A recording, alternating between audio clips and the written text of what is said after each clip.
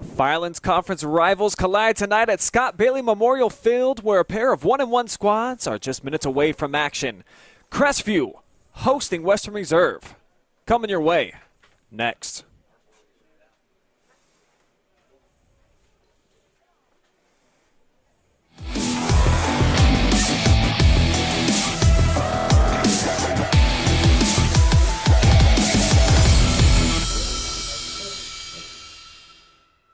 With top-of-the-line equipment, we are guaranteed to complete your next landscaping job efficiently and professionally. A hard-working, dedicated team is what we take pride in, bringing to every job to make sure the results are the best they can be. So the next time you have a landscaping project that needs done, think smart and think Kissel.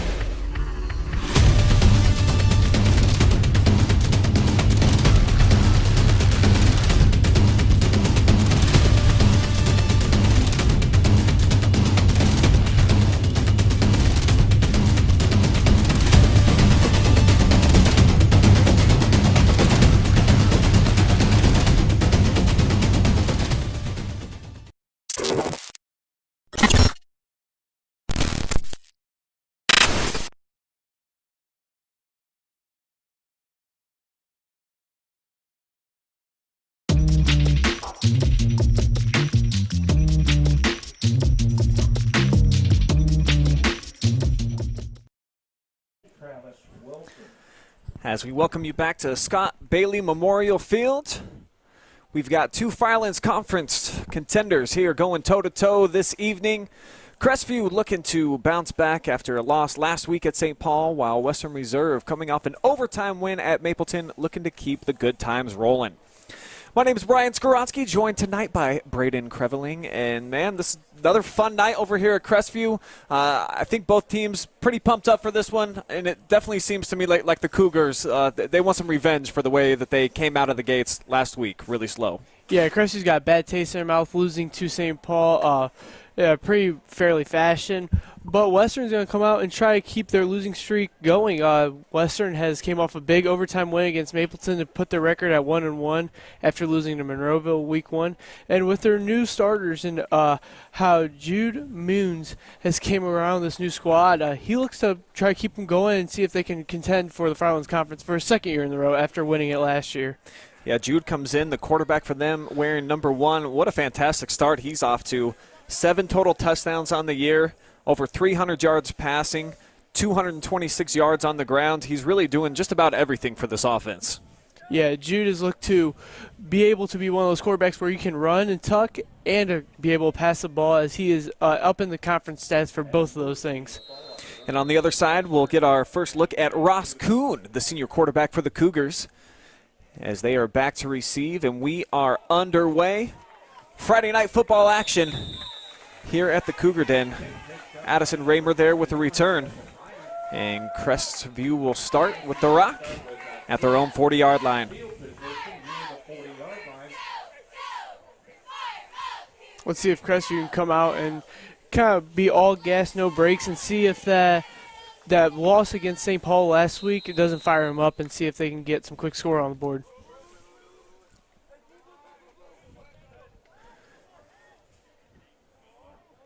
Kuhn comes out, 2 receivers set. That's Evan Hamilton, number 23 in motion. He's got the call. Around the right side, cuts in. And then falls forward near yardage for a first down. So an excellent opening play here for the Cougs. Yeah, Evan Hamilton, number 23 for Crestview, has been one of those playmakers to where Ross Kuhn can kind of lean on and rely on getting him a couple yards and giving his arm a little bit of a break. He's definitely been a big playmaker for them here in the early portion of the season. 2 touchdowns in week 1, had the only touchdown for Crestview last week on the road in a loss against the Flyers. As they keep it on the ground here, second down, and Connor Morris gets enough to move the sticks.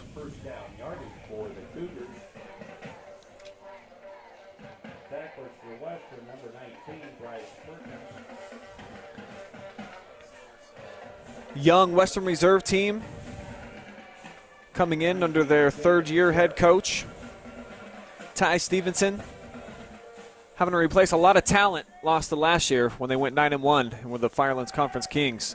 As Hamilton here on first down. Again, he's got it. He's got about 20 yards and more. Evan Hamilton down the far sideline. He could go all the way, and he does. Racing in for a Cougar touchdown, and just like that, folks, a minute, 6 seconds into the contest, and the Cougars are on the board. Obviously, Crestview's not happy with how their offensive played last week. 3 plays in, they already have a touchdown on the board. Let's see if they can keep this performance going all night. There's Evan racing down the sideline in for 6.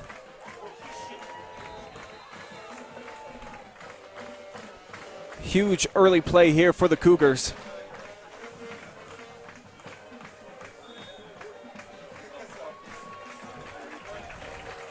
And that'll make it 7-0 in favor of Crestview. Can't ask for a much better start than that. 3 plays and on the board. No, Coach Haverdale is probably very happy with how the offense is rolling. And let's see if they can transition this momentum onto the defensive side.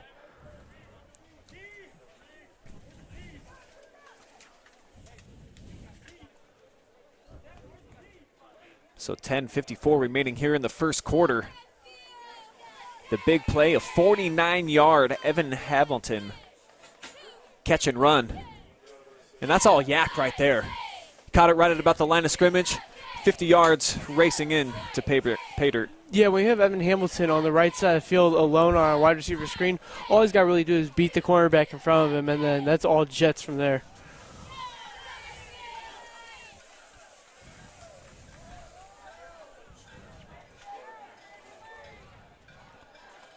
Teeing the ball up for the Cougars, number 25, Owen Barker.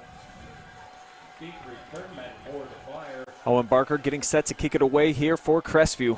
Number 19, Jacob Sheriff, and number 2, Muck Grandy.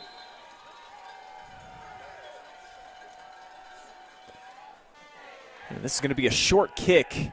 Takes a hop and a Crestview hop, and they'll pick it up. The Cougars off of the kick are going to get it back. Unbelievable. Covering the ball for the Cougars. Number 16. So Caden Cunningham, sophomore, coming up with the fumble recovery. Just an amazing start here for Crestview at home. And, man, you couldn't have asked for that ball to be put in any better of a spot or have any type of better of a bounce. Yeah, it had that little backspin on it versus when a lot of kickoffs get kicked straight on like that. They give a little hop and maybe fall into Western Reserve's hands. On first down, this time Kuhn fakes it to Hamilton. Into the teeth of the defense, wrapped up, thrown down, Luke Wires. Imagine we're going to be hearing that kid's name a bunch tonight. Also with Western Reserve kick returning, they were really spread out in the back. I mean, we watched Crestview kick off a couple times and how they do those short kicks. They don't really boot it back into the end zone. So you would think when Ty Stevens matches with his kickoff return team, he's going to have them bunched up. 2nd and 6 now from the 26. Connor Morris gets the handoff. Falling forward near the 20, about the 22-yard line. Going to be a couple yards shy. It'll bring up third down. Tackled by number 84, Memphis Hawk. And 54 once again, Luke Wires. Luke Wires already totaling 2 tackles for today. Let's see how many he can get. Yeah, that's a big body, 6'5", 240 in the middle of this Western Reserve defense. Third down, up the middle, going nowhere. Slung down in the backfield was Morris. Yeah, Joey Yoder looked like he was almost untouched. The junior got into the backfield and laid the hammer down. By big number 71, Joey Yoder.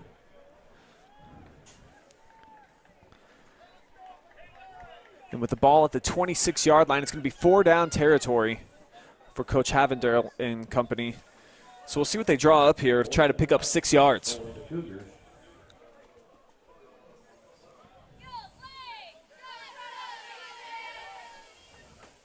You'd almost like to give it to Hamilton again. Instead, it's going to be incomplete. Kuhn cannot hook up with his intended target on the outside, Frank Artis. Cougars pass attempt fails, and the ball will go over on downs to Western Reserve. It'll be first and 10 Western at the 26-yard line.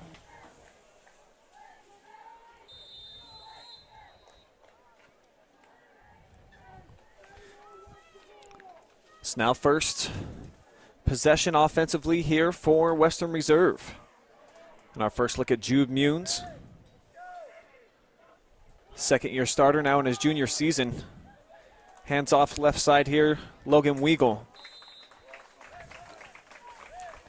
Ross Kuhn on the stop after a minimal gain. Riders. Tackle on the play by number 10, Ross Kuhn.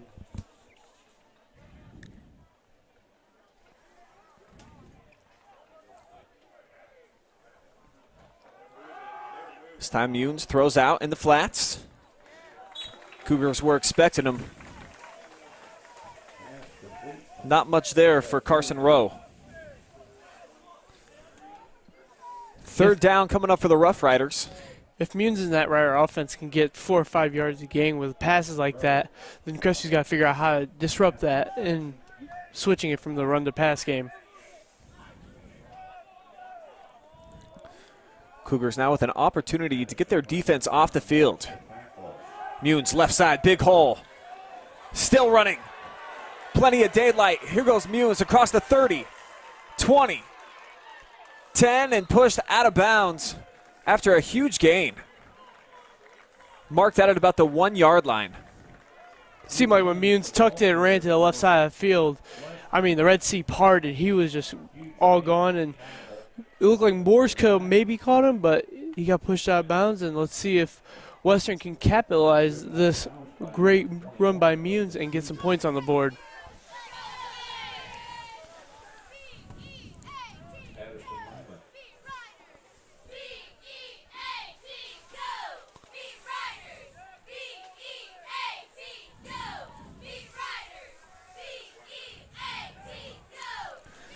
So now first and goal for the Riders.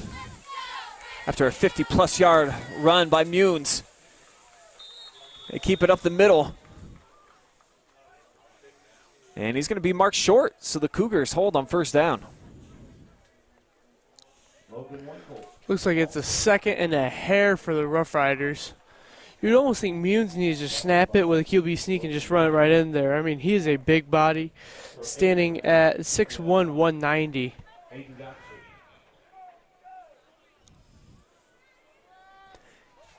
He's got 2 backs, under center this time, and he will just keep it. Gets a push, and he is in there. Touchdown, Rough Riders. Jude Bunch, number 1, the carrier for the Rider touchdown. 7:12 to go here in the opening quarter. And Western Reserve now within a point. See if Western Reserve can capitalize on these touchdown performance. Try to tie this game up at 7-7.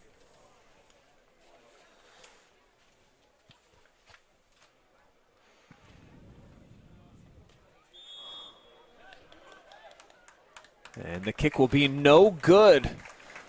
So Crestview will hang on to the lead momentarily, 7-6.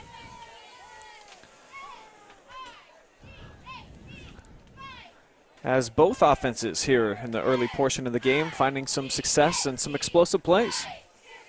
Yeah, they're definitely finding their way to the end zone. Let's see if defense will play a factor in this game. If not, this game could get up to the 40s, 50s, and anyone who's taking the over on this game will cash out.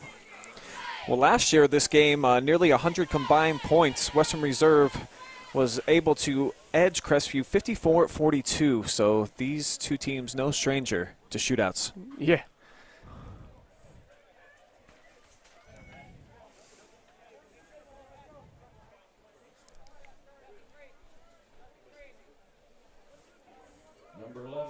Different play styles to find their way to the end zone. Ross Kuhn passing it to Evan Hamilton, even though Evan Hamilton ran to the end zone and was about a 4-yard run.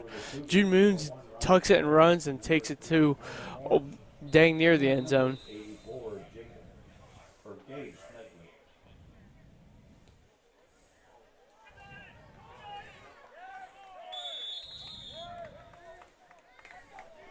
Ball covered by the Cougars, number 25, Owen Parker. So Crestview now with their third offensive possession here of the opening quarter. Less than 5 minutes in.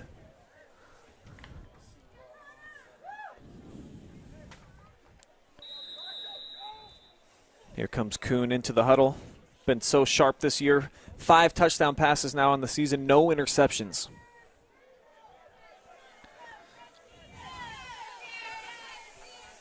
First down, lone receiver flanked here to the near side. It's Hamilton.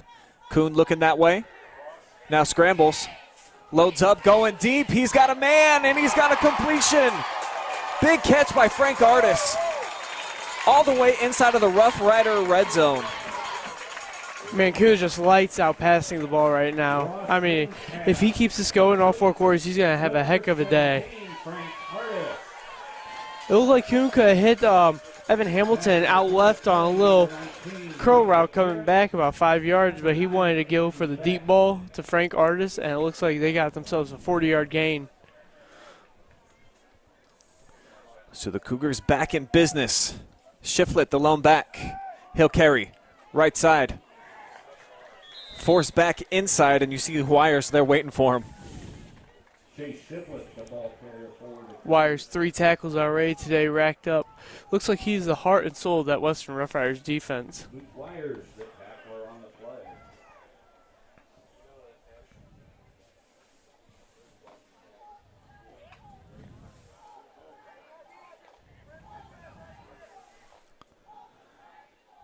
Second and 8 now from the 14. Kuhn keeping it himself, lost his footing. Slipped down right at the line of scrimmage. Taken down by the Turf Monster. Look like how many jet sweeps that Crestview's ran. The Rough Riders linebackers were ready for that run and almost made Ross Kuhn keep it and go to that right side.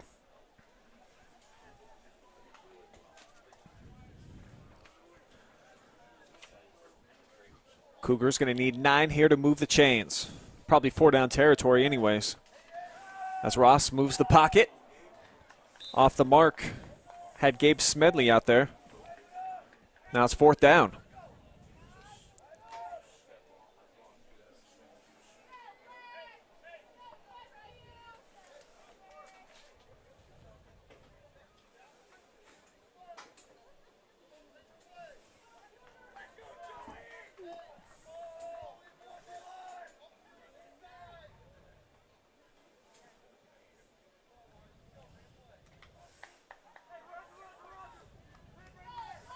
Watch Evan Hamilton out here far to the left. See if Kuhn will hit him for his 2nd touchdown of the day.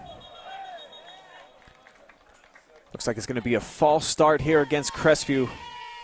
Make it a little bit harder on themselves.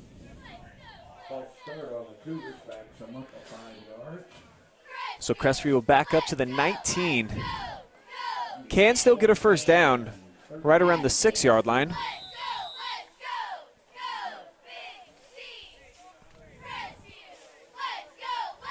Now you just went from a 4-9 territory to 4-14. So Crestview obviously looking to switch up the play calling. Just 2 wide receivers.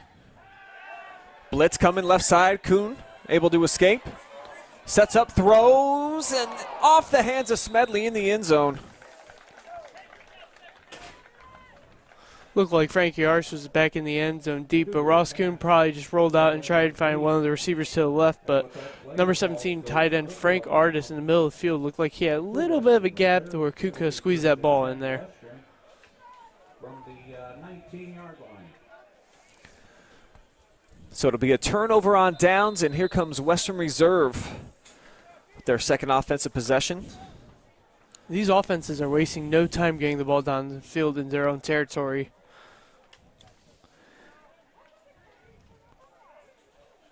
Munes did pretty much all the damage on the first drive. He's got a completion here to Jacob Jarrett to start drive number 2. The passer complete to Jacob Jarrett. Tackler on the play for the Cougars. Number 20, Tanner Moore.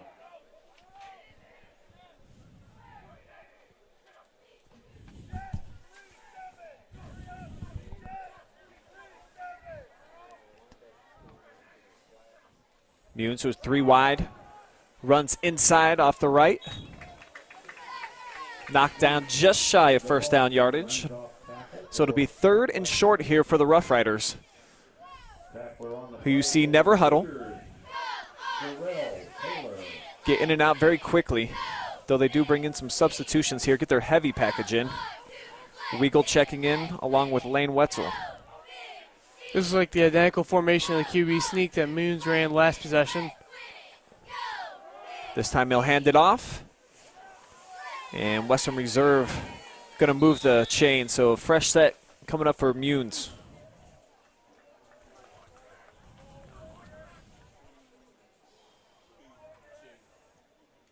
Number 2, the ball carrier, Mutt Grandy. Tackled by a host of Cougars.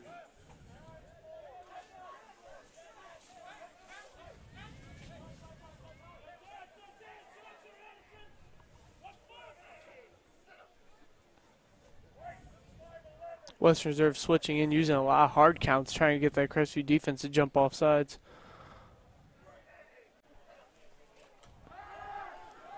On first down, swings it out. To Jarrett again, his second catch of the drive.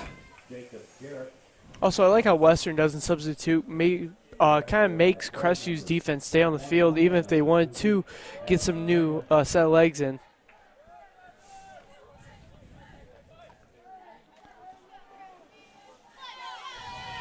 Definitely a strategy that a lot of coaches like here in modern day football. Try to keep the same defensive players on the field. A lot of room to run for Munes on the right side. Said he keeps it on the ground. Here's Mutt Grandy. Finds a hole and escapes into Cougar territory. Down to the 39-yard line. Gain of 23 on the play.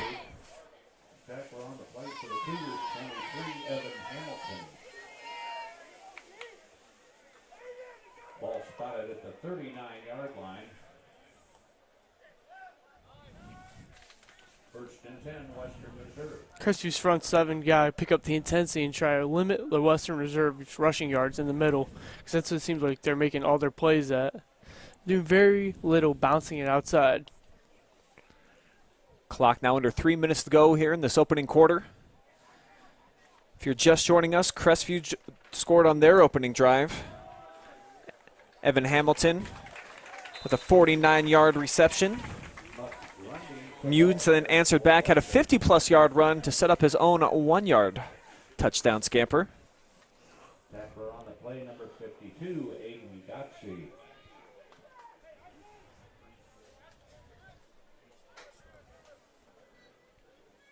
Minimum gain on first down sets up 2nd and 8 now.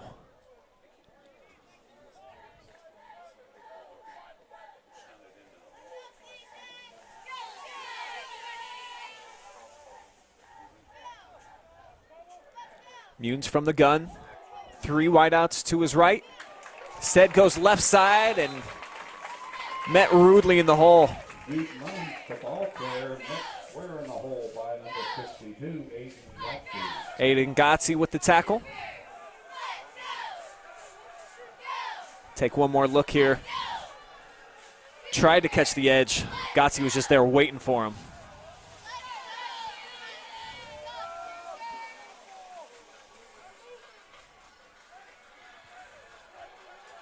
I got a feeling Munes is going to want to put this ball in the air, get it out to his receivers. Number 9, Aiden Beck, the one-year letter winner. And he does have a completion on 3rd down. Enough to move the chains. It's Jarrett again. Starting to get a nice little connection going. Oh, it looks like Western Reserve's going to be facing a 4-and-1. Let's see what Munes can do as a playmaker. Well, they are just a bit short. Bringing up 4th down for Western Reserve.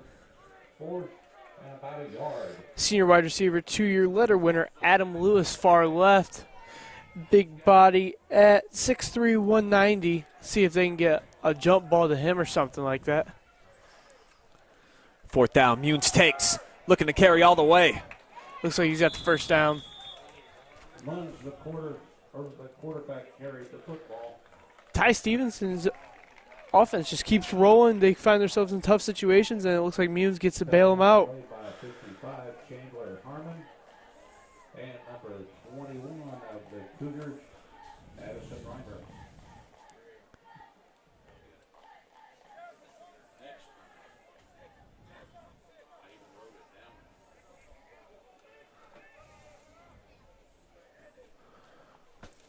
So 1st down, 25 seconds to go. Out in the flat. Adam Lewis with a catch. Nice run down the far sideline. Gonna keep moving the chains. Western Reserve getting a little groove into this offense. It's going to be about a yard shy of 1st down yardage. That will conclude the 1st quarter. Ball's at the 19-yard line. That's the end of the 1st quarter, ladies and gentlemen. That will take us to the end of 1, where it's been a heck of a game so far. We've got Crestview out in front, 7-6. You're watching live and free high school football here on the OH Report.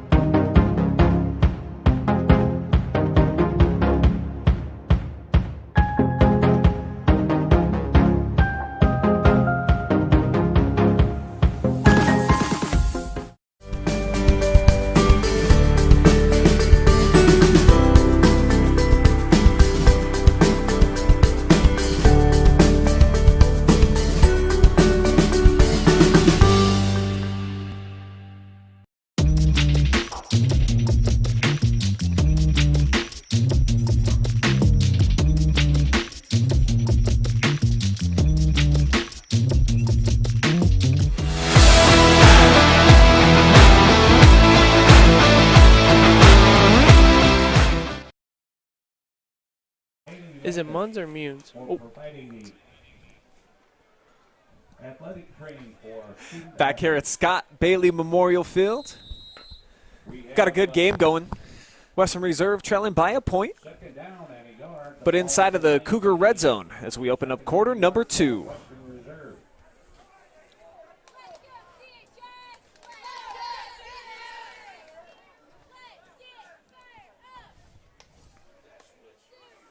Man in motion is Jarrett. Bad snap. Race for it. And Munes has to dive on the ball.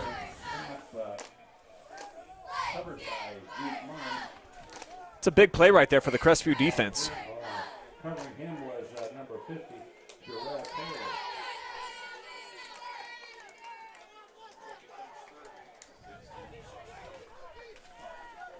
So 3rd down and 15. Rough Riders needing a big play here. Moon steps and fires. Jarrett at the 30. Shakes off a couple of would-be tacklers.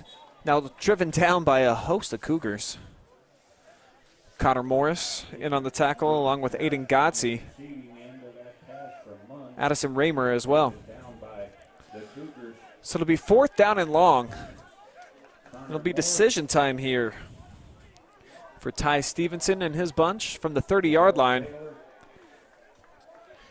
Yeah, Munes is going to look to get this ball in the air, or if he can try to break out a long run. Steps back, throwing, looking for Jarrett all the way, and he's got him. What a catch inside of the 5-yard line. Seems like this Western Reserve Rough Rider offense just keep the ball rolling. I mean, they put themselves into tough situations where you think that they can't get the extra play or the extra 10 yards, and they just look to keep their offense on the field. Tackler on a play number 1, Ronnie Benedict.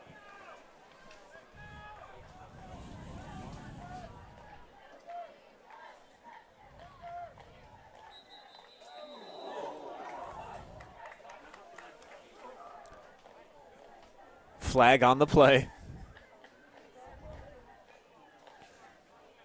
Be a false start against the Rough Riders. False start against the Rough Riders. We'll back them up 5 yards.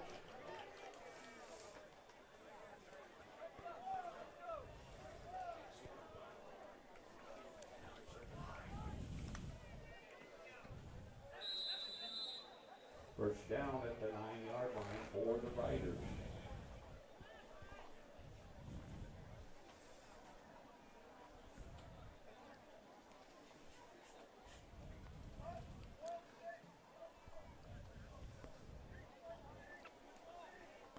So now 1st down and goal from the 9-yard line. Munes rolls right, pressured. And then hurdles his way. Close to the goal line. Looked like about an 8-yard run. All the way down inside the 1.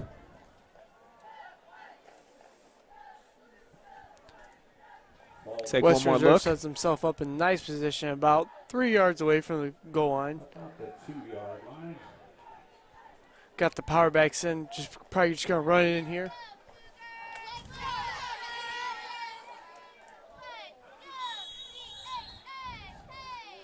Looked like a stalemate right in the middle. Once the ball carrier down on the bottom of the pile for the Cougars.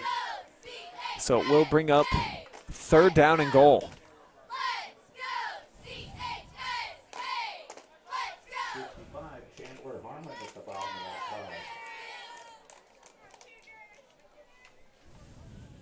Brings up 3rd Big play down. coming up here on both sides. Yeah, I mean, if you stop him right here, that's 4th down, and anything can happen on anything can happen on 4th down. Munz looks to get this ball in there right now. It's got Grandy behind him. Looked like he lost the snap. At least was able to fall on it, but that is going to bring up 4th down here from the 1-yard line. 4th and 2, and it looks like they need to switch up besides just QB's keepers. Maybe fake a run and do a rollout or get a receiver open. See that big scrum there. This is a big momentum swinger, though, if Crestview can hold them on the goal line. Huge play, 4th down. Munes tosses it outside. Lots of room, and Mutt Grandy go in basically untouched. Touchdown, Rough Riders. Run for the touchdown for Western Reserve. Let's take another look. Crestview's defense is probably playing that Munes is going to keep the ball, but he gives it to his sophomore running back, the 5'10", 140-pounder Muck Grandy, for his first touchdown of the game.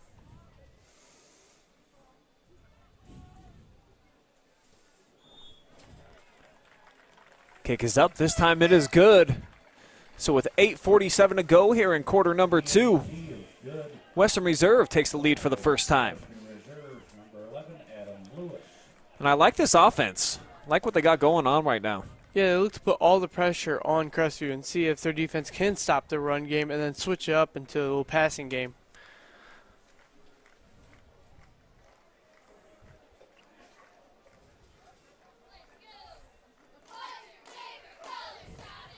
And don't count out Western Reserve returning or recovering this ball. I mean, their kicker doesn't look like he likes to put the ball in the air and almost line drive. So if he can get a bad bounce or hit off of a Crestview player, Western Reserve could keep the ball.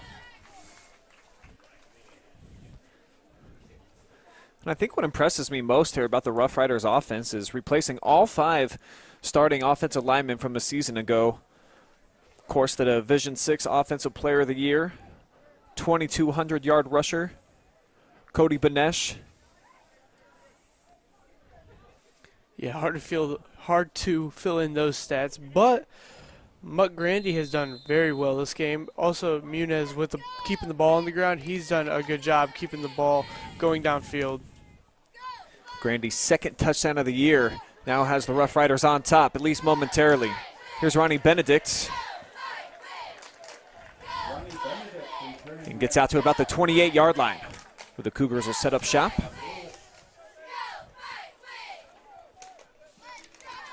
Tonight's high school football broadcast brought to you live and free on the OH Report, thanks to our generous sponsors. I'd like to thank Kissel's Lawn Care, Spraying and Painting, proud supporter of Crestview Athletics. Call Kissel's today at 419-571-1152 or find them on Facebook to get a free quote for your next project.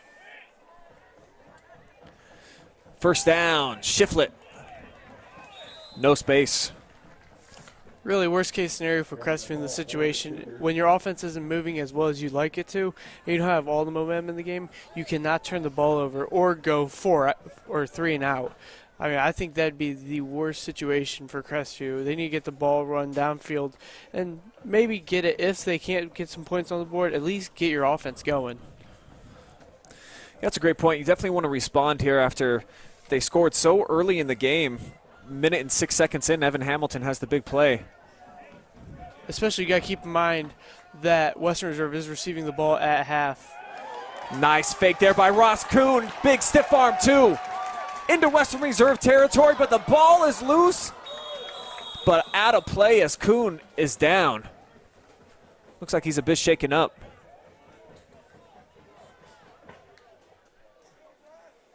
Ross Kuhn with a nice run downfield. Take another look here as Kuhn with the beautiful stiff arm gets out in space. Number 24. And the defender just right into his back. Shout out to Scout Construction LLC, tonight's replay and player of the game sponsor. Looking for carpenters right now? Email resumes to josh.scoutconstruction@gmail.com. First down, Chase Shiflett. Again, no space, and he really has not done anything up to this point, Brayden. No, he had a breakout game week 1. We were here and got front row seats to it. He had 2 touchdowns, but coming off a slow game versus St. Paul, he looks to pick it up and try to get into the end zone again.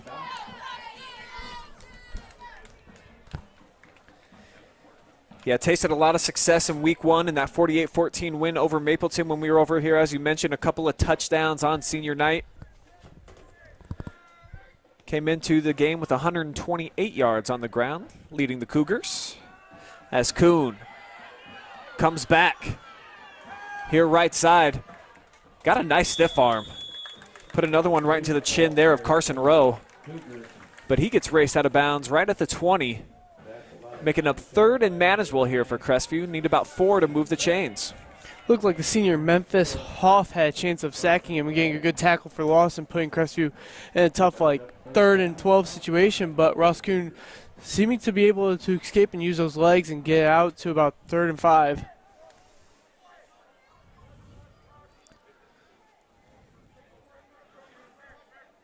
Ross from the gun, Shiflett to his left.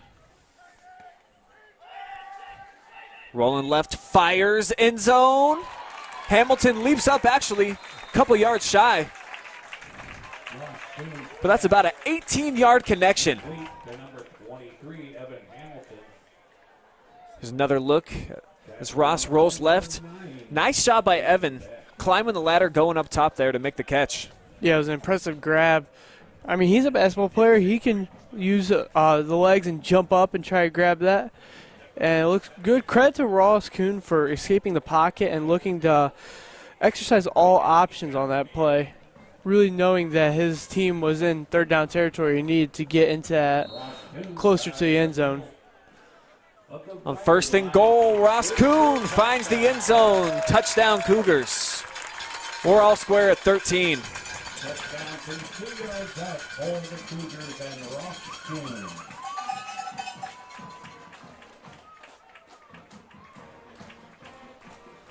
So Kuhn catches some congratulations here on the Cougar sideline.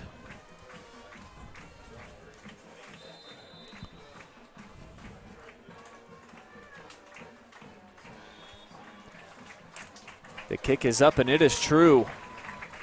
So with 6.5 minutes to go, Crestview now leads 14-13. Devin Holloway is good. 6:30 remaining in the first half. Score the Cougars 14. Take one more look at that touchdown run by Kuhn. See just basically all 11 Crestview players winning at the line of scrimmage there. Only by a couple of inches, but that's all that Crestview needed. While we're lining up for this kickoff, I'd like to thank Spherion Mid-Ohio for helping make tonight's high school football broadcast live and free here on the OH Report. They are your connection to local jobs. From light industrial to skilled professional, Spherion has opportunities for everyone. Visit midohiojobs.net and let's get to work. And by Shakely Mechanical, providing quality plumbing, heating, and cooling services to Ashland, Mansfield, and surrounding areas for over 25 years. For more information, visit shakeleymechanical.com today. Last time Crestview kicked off, they recovered their own kickoff. So let's see what can happen right now. And again, like a little pooch kick. This time it skips into the hands of Grandy, who gets it out to the 28-yard line. And that's where the Rough Riders will take over about midway through this second period. I know Grandy letting that ball go would have been too high of a risk reward, but it looked like with Crestview kicking so far right that if he let that ball go, it would have got out of bounds and it would have been a penalty, legal procedure on Crestview's kickoff, and they would have got the ball around the 40-yard line.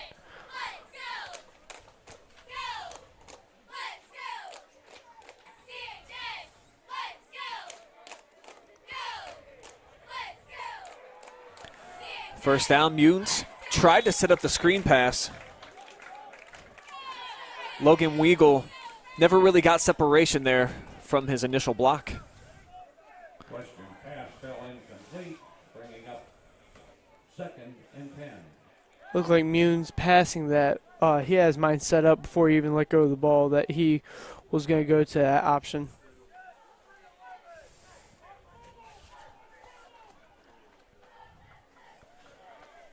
Four wide this time, 2nd down and 10. Munes running left. Gang tackled. 4 Cougars there to make the stop. Munes, the junior, is just a big body. I mean, 190 pounds as a quarterback. I mean, and he's got wheels. He looked a little bigger to me when we were down on the field when I was watching him throw some of the deep balls in the pregame. Decent side kid, definitely wide, good wide body, nice strong legs. Broad shoulders. I mean, he can let go of a ball and he can tuck and run. And I mean, we've seen it this game, but his just physical stature is not the typical Firelands Conference quarterback. This time incomplete, in and out of the hands of Aiden Beck. So that'll bring up 4th down. That would have been a big gain for Aiden Beck. I mean, you get that ball, you're looking at worst case scenario, 4th and 1, but let's give it that he would have ran it past the first down marker, seeing that there wasn't a Cougar about 3 yards in front of him. So a big drop ball here potentially, as it gives Crestview an opportunity to get their defense off the field, get the ball back over to the hands of Ross Kuhn. As here comes the snap and the kick away from Carson Rowe. Looking at the first punt of the game. That's something the Western Reserve has not really done much of this season. Just 2 punts last week in that shootout win against Mapleton. Just a side note, just in case, Brian, that this happens, the only guy in the back with the punter was backup quarterback, the sophomore number 4, Rhett Gross. So if Western wants to get tricky and get in their bag of tricks and pull out the fake punt pass, you got a quarterback in there ready to make that happen. Maybe a bit of foreshadowing. We'll have to keep an eye on that as the game progresses. On first down, option look. Shiflett lost it and gets it back, and you can see he is frustrated with himself. Understandably so. He had a lot of grass in front of him. It looked like he would have got a for sure 5 to 8 yards on it. If not, we've seen Shiflett's speed break out, and he can get down the field fast.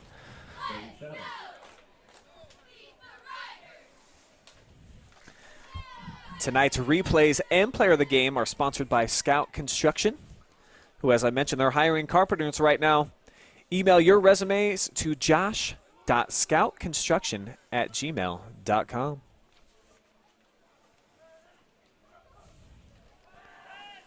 Second down, Hamilton has to go to the ground and make the catch, but he does. And he'll have right around 5 yards for the Cougars. Bring up third down as the clock melts down to 4:40 to go here in this first half. If Kuhn got that ball up to about chest level where Evan Hamilton could have made his own play, he would have just had to beat Muck Grandy, which he did earlier this game, to get that touchdown, the first one of the game. And Evan Hamilton, we could be looking at the ball anywhere on this field with that kid and his speed. Yeah, he is an electric playmaker when he gets the ball in his hands in the open field. As Kuhn's got to tuck it and run. Plenty of space down the far sideline. Out to the 47-yard line is where the referees mark him out. So he's got about, well, now they changed it to the 45. So a nice 13-yard pickup. Western Reserve's got to do a better job of containing Ross Kuhn when the rollouts and their DBs are working hard and really making Ross Kuhn run the ball. And he is very good at it. And Western's got, that front seven's got to make sure that they can contain that speed from the quarterback position. I like Ross's ability tonight to break the pocket. He's showed some escapability. Very fleet of foot. As Shiflett, nice cut back inside. Gets hammered by 3 different Rough Riders, including Camden Hankins playing the lick. And you see a lot of quarterbacks like Kuhn has done where if he breaks the pocket, he just automatically takes off, versus Ross has thrown outside of the pocket before on the rollout. I think that's very impressive as a quarterback. But this is his 3rd year starting, and he's been doing that before. Steve Haverdale said to us in the pregame he thinks maybe that Ross is top quarterback in the entire area. So I think this is a good battle going head-to-head tonight here with Munes. At least for the top dog in the Firelands Conference, these might be the 2 top quarterbacks here.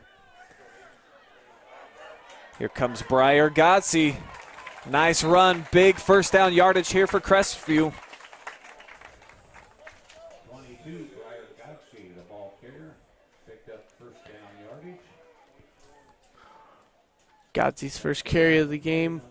Looking like Crestview's liking the 3 running back system between Connor Morris, Briar Godsey, and Chase Shiflett.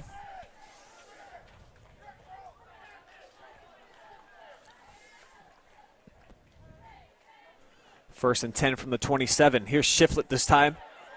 Flag comes flying in, lands about the line of scrimmage, so you imagine this will be a hold. Pretty much any time it comes from that back judge. It's actually going to be a low block against Crestview.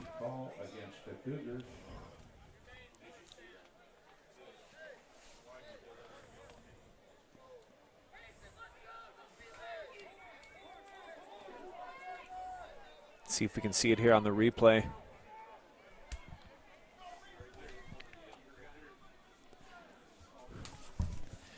Yeah, it looked like it might have been Mason Ringler. Sophomore going a little bit low on the chop block. That's just Crestview shooting himself in the leg. They look like having a 2nd and 5 situation. Now it looks like 1st and long. looking like they're halfway down 6:03. The flip and coming back the other way is Tanner Moore. That thing had disaster written all over it, and actually Moore did a pretty good job to pick up some of that penalty yardage back. Looks like Western was going to swallow it for a tackle for loss with some Haverdale trickery backfiring, but Crestview gets some yards out of it, and for the situation, sets him up in a pretty good spot. No one likes being 2nd and 15.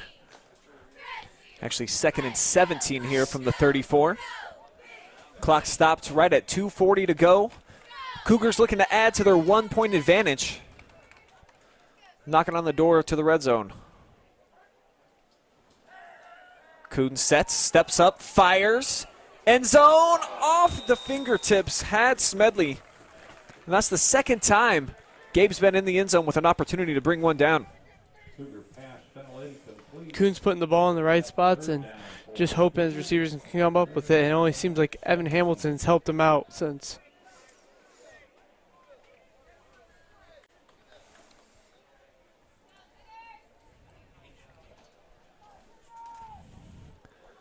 Third and long now for Crestview.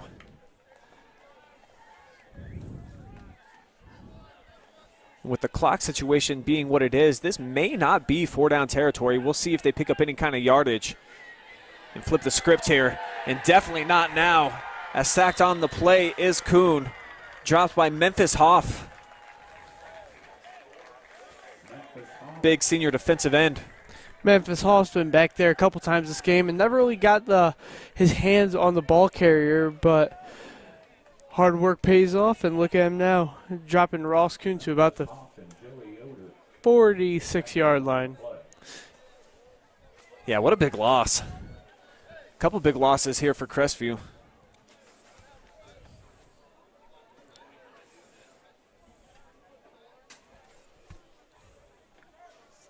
Looks like Haverdale's going to run this clock out and give Western Reserve as minimal time as he can before Crestview and Ross Kuhn punt this ball off. Actually, timeout taken by Crestview and Haverdale.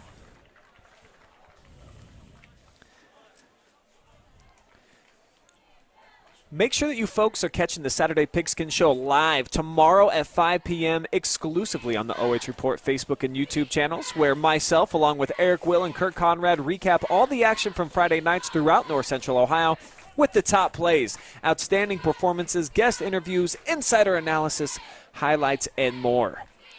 The OH Report is also your new headquarters for live and free high school sports broadcasts in North Central Ohio, bringing fans live streams on our Facebook and YouTube channels for football, soccer, and volleyball throughout the fall, including a whole bunch of games over here at Crestview. This is my third consecutive night, Brayden. Seen some volleyball. Big things last night from Kennedy Goon and the Cougars, handing South Central their first loss. Girls soccer with an impressive win over Loudonville a couple of nights ago, and now back here, day number 3, round 3 for me at Crestview, and loving it, man. Happy to bring Cougar Nation live and free broadcasts all week. Ross Kuhn back in punt formation for the Cougars. Deep return man. Yeah, Cougars look to go 2-1 with a win tonight and kind of stay in the Firelands Conference race. I know they face their toughest opponent, as a lot of people see with St. Paul, always a Firelands Conference favorite when it comes to football. Kuhn's punt just trickles into the end zone.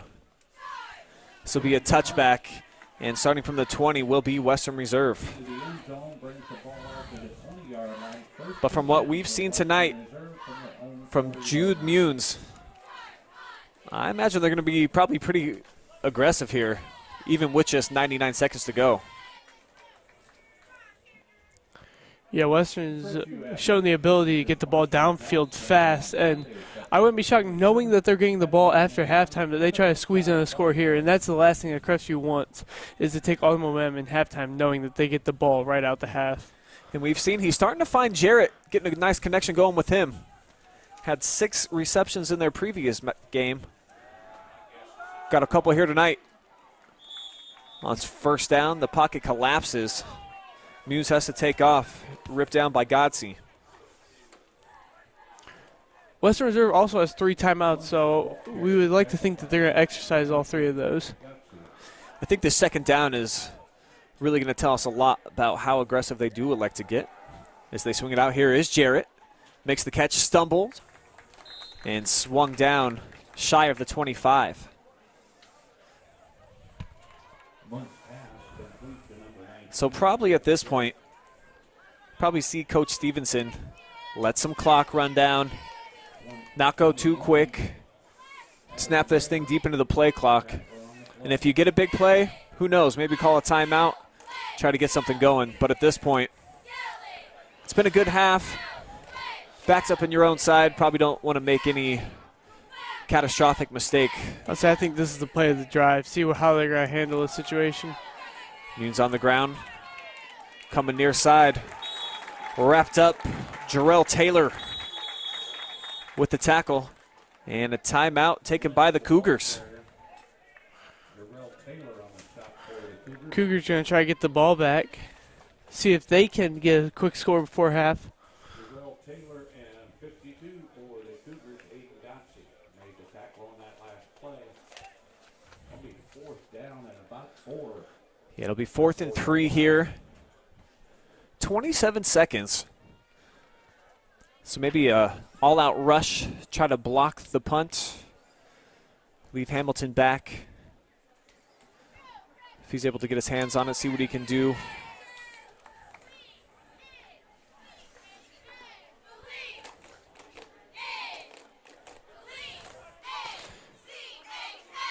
The Cougars got 2 timeouts left, so they can patiently slow play this out, but if you don't have a big play in the first second down, you might as well just run the ball out and see if Shiflett or a Connor Morse or a Gotzi can get a breakout run.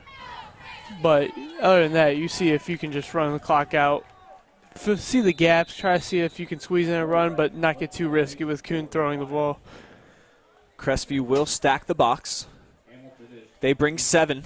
Low snap, but fielded in a decent punt by Rowe. Rolls dead at the 42, where Western Reserve touches it down with 17 seconds to go. So decent enough field position here for Crestview.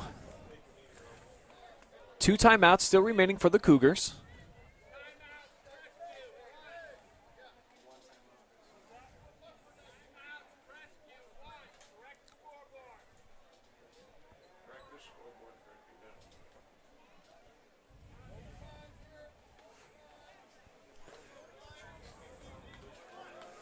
Crestview has 1 timeout left, so you would think that if Kuhn doesn't get a breakout pass right here and get the ball seriously moving for the Cougars, that they just need this out. They bring Hamilton in motion, sling it out to him. He's got a couple blocks set up, and here's Evan near side, cuts inside, catches another block. Now Hamilton out of bounds, and that's about the best case scenario that you can ask for here for Crestview. So still with 9 seconds to play with, and out to the 37. And with the 1 timeout, you can still throw it over the middle, try to set up maybe for a field goal after a 15-yard gain or so. And with the score being 13-14, if you get a field goal, you're forcing Western Reserve to score a touchdown to answer back, because a field goal would make it a 4-point game. Yeah, 3 would be huge here.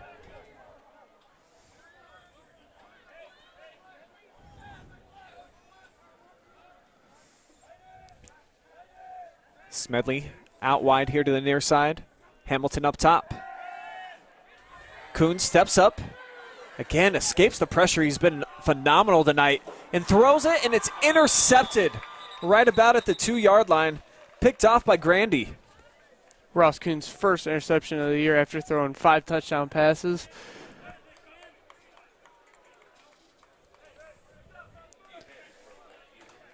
And here's another look here, Brayden. Excellent job of escaping the pressure, as we've seen Kuhn do all night. Airs it out, at least gave his guys a chance, so I'm sure can't mind that if you're the coaching staff.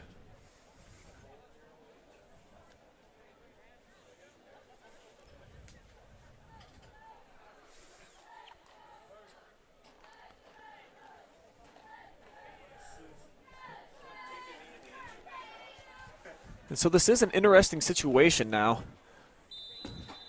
or at least you probably just can't take a knee, or maybe they do have the space for it. And that will take us to halftime, where Crestview, a 1-point edge right now over Firelands Conference foe Western Reserve. We'll take a timeout.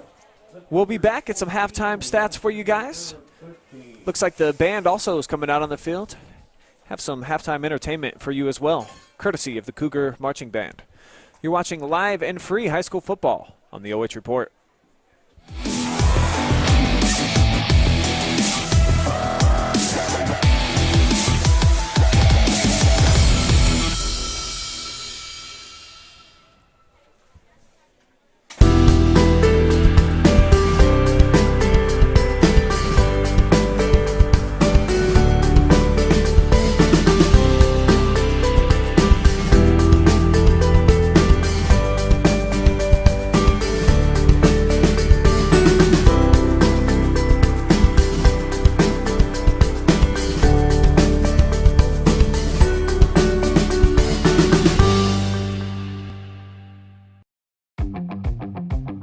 Kissel's Lawn Care. There's no job too big or too small for us to handle. With top-of-the-line equipment, we are guaranteed to complete your next landscaping job efficiently and professionally. A hard-working, dedicated team is what we take pride in, bringing to every job to make sure the results are the best they can be. So the next time you have a landscaping project that needs done, think smart and think Kissel.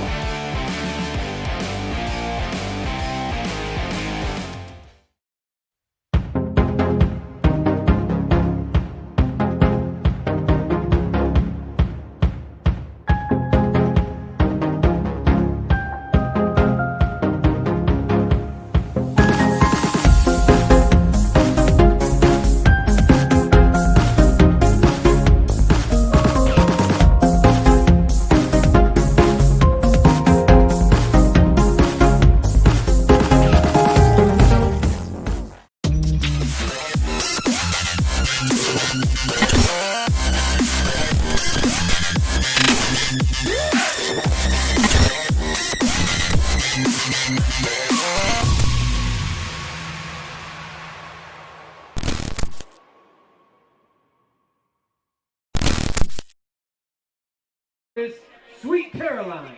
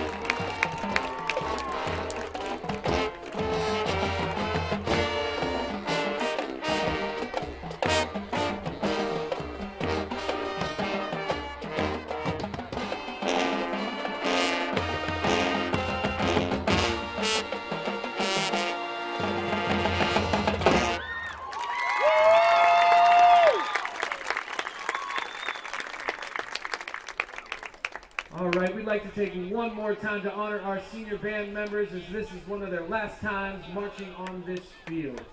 So parents, if you'll come out and join your senior. The music boosters have purchased carnations to give to every senior and their family to say thank you for your dedication and perseverance in our music program.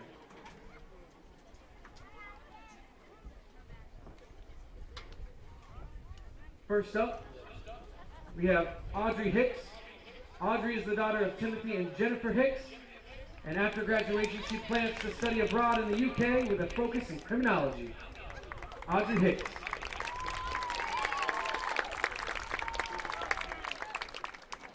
Emma Bell. Emma Bell is the daughter of Willie Bell and Amy and Todd Krager. After graduation, Emma plans to attend Bowling Green State University with a focus in pre-medicine. Emma Bell.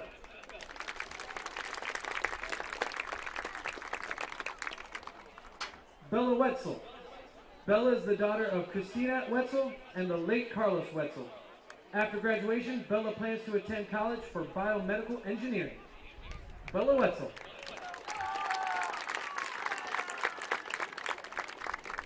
Michaela Horton. Michaela is the daughter of Cecil and Kimberly Horton. After high school, she plans to attend college and become an occupational therapist assistant and work in a children's hospital. Michaela Horton.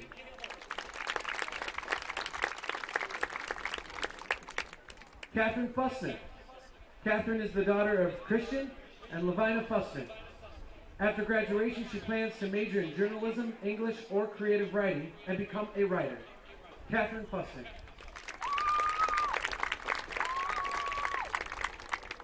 Stephen J.J. Beckler. J.J. is the son of Steve and Sarah Beckler. After high school, J.J. plans to take a gap year, then attend the Ohio State University to major in music education and hopefully be able to dot the I. J.J. Beckler. Peyton Eichelberger. Peyton is the son of Doug and Brittany Eichelberger. After graduation, Peyton plans to attend a trade school. Peyton Eichelberger.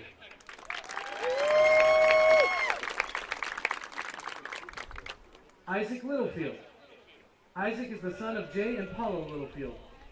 After high school, Isaac plans to attend a 4-year university and major in biology and microbiology, and then enter a medical school. Isaac Littlefield.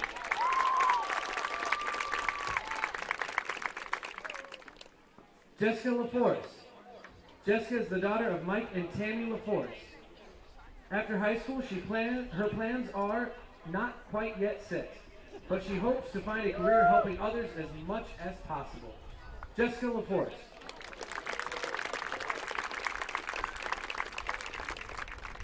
Jimmy Dunn. Jimmy is the son of Jim and Dana Dunn. After high school, Jimmy plans to attend college and pursue a career in aeronautics. Jimmy Dunn. Devin Darr. Devin is the son of Delaney and Pam Darr. After high school, he plans to attend college and major in physics and astronomy. Devin Darr.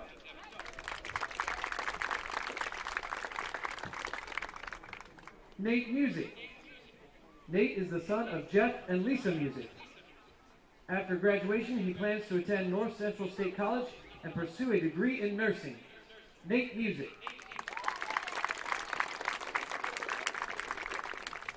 Logan Smith. Logan is the son of Nathan and Tara Utt. Logan plans to attend the Ohio State University and pursue a career in music education after graduation. Logan Smith.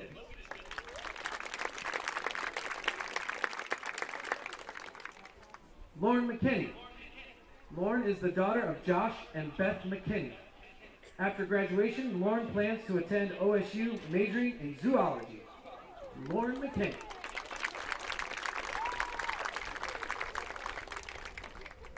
Madeline Almond. Madeline is the daughter of Doug and Michelle Almond. After graduation, she plans to attend Ashland University to pursue a degree in education and hopefully continue to twirl baton in the AU band. Madeline On. Seniors, we thank you once again for all your dedication to our music program here at Crestview High School. We hope that music stays a part of your life, whether you play in a community band, whether you play at college, whether you play in your church. We just hope that music becomes a big part of your life in your future. Thank you so much, and good luck. One more round of applause for our seniors.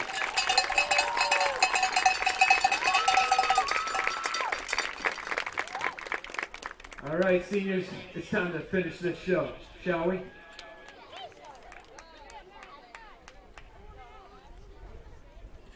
We close our show tonight by bringing you the seniors' favorite song from their marching band careers. This song was written in 1976 by Stevie Wonder.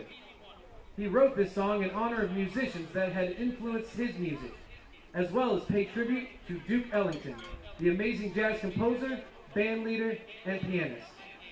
Here's the Marching Cougar Pride with our amazing seniors playing Sir Duke.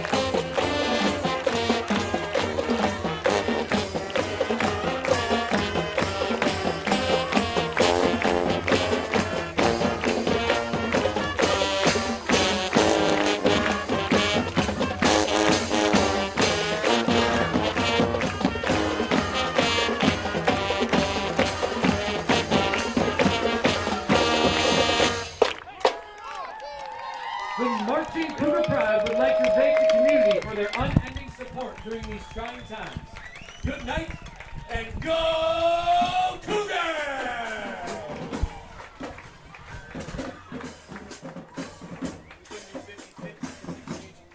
Heck of a halftime performance then by the Cougars marching band, and here on senior night, always fun to watch these kids.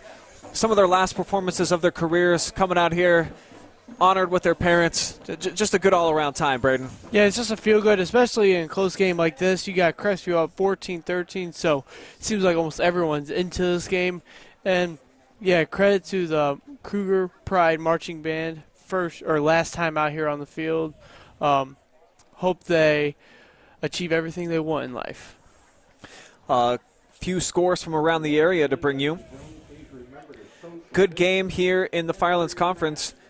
Plymouth Big Red and Mapleton Mounties tied 22-22 at the break. Monroeville on top of South Central by the same score that we have here, 14-13. In the MOAC, we've got Ontario trailing on the road at River Valley, 18-14, a team that me and you were both very impressed with last week. Galleon and Clear Fork are tied 7-7 at the half. You can check that one out live right now on the OH Report Facebook and YouTube. You can also find Northmore on top 12-0 over Cardington Lincoln at the half on our OH Report family. Shelby Whippets crushing Marion Harding 35-10 at the break.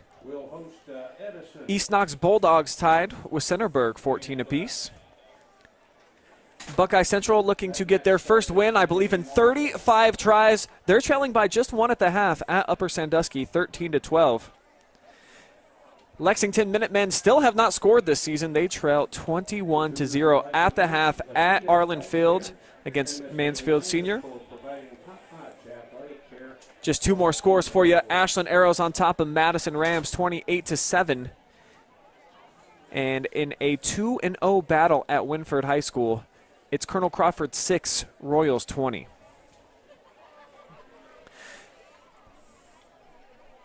And back here to our action. Third quarter, just about ready to start. Really fun first half, man. I was impressed with both quarterbacks. Kuhn had the interception there at the end of the second quarter, but you don't really look too harshly at that one. Just trying to make a play, late time, throwing it towards the end zone. He was phenomenal, and I really liked what we saw from Jude Munes. Two outstanding quarterbacks here. Yeah, Kuhn's interception definitely looks worse on paper than it does in play. But, yeah, they both have been the heart of their offense and kind of keeping things going. And let's see if they can carry that momentum into the second half. And if they do, this looks like it's going to come down to the last possession. Cougars will kick it away.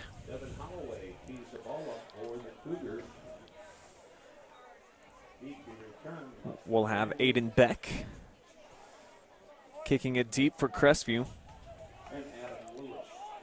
You don't see this very often in high school football, how open this middle is for the Western Reserve kick return team. See if that's something that Crestview targets and goes after. They will keep it short up the middle. Takes a hop and into the hands of Jake Elkin, who coughs it up, and it's recovered by Crestview.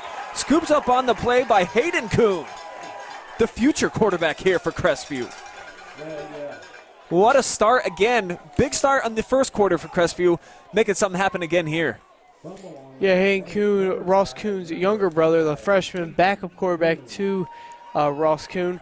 Actually, someone up in this press box said last time we were here at Crestview doing a football game that Hayden Kuhn has one of the smartest football players that they have ever coached. And obviously using his football IQ, they're finding his way to be a ball hawk and track it down. So the Cougars already in business with the ball here at the Rough Rider 33.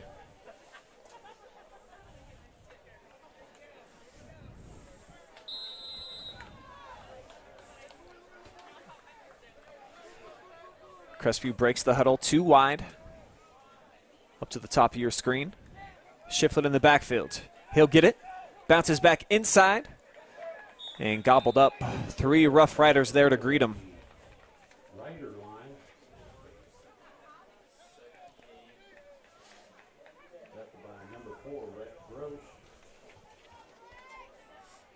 Shiflett with a couple, still trying to find his groove in these last couple games. Had big week one and just trying to pick it up where he left off at week one with the 2 touchdown performance. On 2nd and 8, here's the handoff, and Shiflett breaks away, regains his balance, and then driven out of bounds. Nice run down to the 17-yard line. Luke Wires all over Shiflett once he can get his hands on him.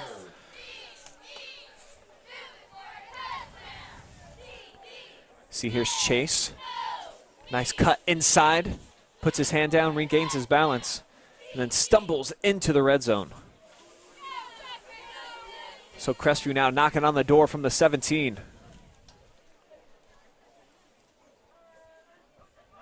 Hamilton in motion. Kuhn fakes the him. Coming left side. Trucks over the defender. That was Grandy. We got a yellow flag on the field. It looks like he's going to be holding on the Cougars.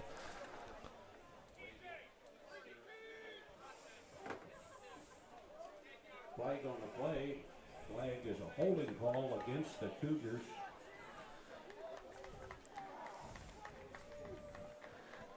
So the hold will make it 1st and 20. See if we can see the hold here, Brayden. Yeah, it looked pretty obvious out there on the edge. Looked like it was somewhat meaningless, too. It looked like Kuhn had that outside corner, and he could have done away with that defender being out there. Is Aiden Godsey flagged on the play. Makes it now 1st and long. Shiflett spins inside the 15. Running hard for the Cougars. I don't know if this is Cougars' game plan or not, but they are running it really hard to muck Grandy's side of the ball when he's on defense. The sophomores just getting slammed everywhere on the ground. I mean, trying to hold his own, but he is 5'10", 140. It's hard to hold your own against these bigger kids when you're 140 pounds. He's locked up one-on-one right now with Hamilton. As again, they keep it on the ground, left side, and Shiflett nowhere to run. Michael Buckler was waiting for him. So it'll be 3rd down. 8 yards needed to move the chains. Crestview can pick up a 1st down at about the 7-yard line. Right side of the field, very open. Maybe put Hamilton over on that side of the field and Artis tight end set and maybe cross middle field and see if Kuhn can hit either one of those. It's got Smedley and Hamilton out wide, both sides. Looking deep. And again, in and out of the hands in the end zone of Gabe Smedley. He's had some opportunities tonight and just has not come up with the big play.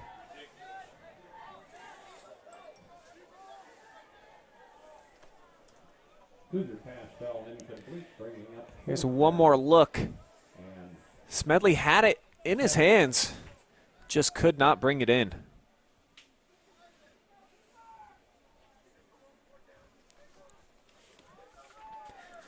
Tonight's replays sponsored by Scout Construction.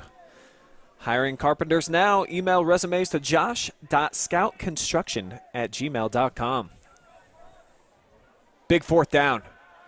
Kuhn fires middle, got his man, reaching for the end zone, Hamilton, and he's in there. Touchdown, Crestview.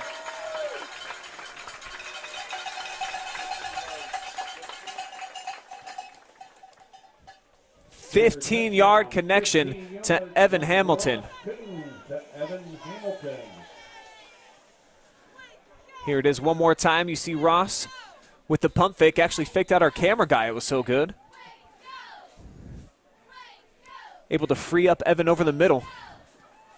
And he takes it in for 6 and add on one more. 21-13, Crestview extends their lead out to 8. 9:14 to go here in the 3rd quarter. Looks like Western Reserve is going to have to fight back to get this 8-point deficit under control. Try to tie the game up with this possession. But set up with the short field that time, and Kuhn and company took advantage. That's what you want to see from your seniors. Him and Shiflett, along with Evan Hamilton, really doing all the damage on that drive. Yeah, let's see if Western Reserve can keep this kickoff under control and see if they can corral it and let up with the sloppy play. They need to get their offense on the field and get something going. 2 touchdowns now for Evan Hamilton tonight. Gives him 5 receiving touchdowns for the year.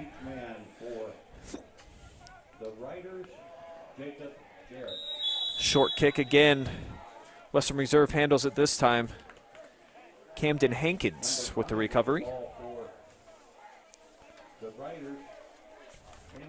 Tonight's high school football broadcast brought to you live and free on the OH Report, thanks to our generous sponsors. Kissel's Lawn Care, Spraying and Painting. Proud supporter of Crestview Athletics. Call Kissel's today at 419-571-1152 or find them on Facebook to get a free quote for your next project. Just filmed a couple of commercials for them. Shout out to Dave and Katie. Great people.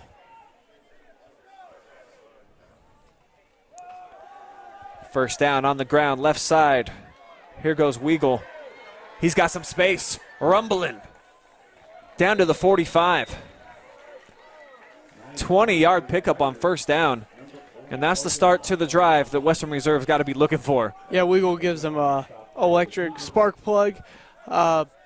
We usually see him in that power set where he just pounds the ball in those 2-3 yard situations, or maybe a 3rd and 1 or in their goal line sets, but he gets a good 20-yard gain right there. 15-yard gain.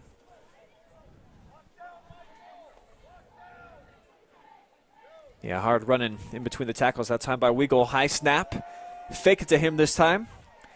And Munes dropped in the backfield. Cougars were on the prowl that time.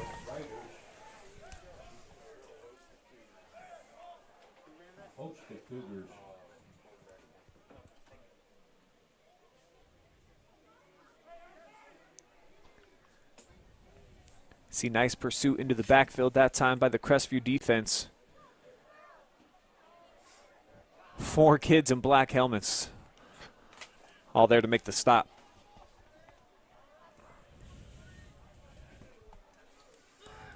Second and 10. 8 minutes to go here in the second.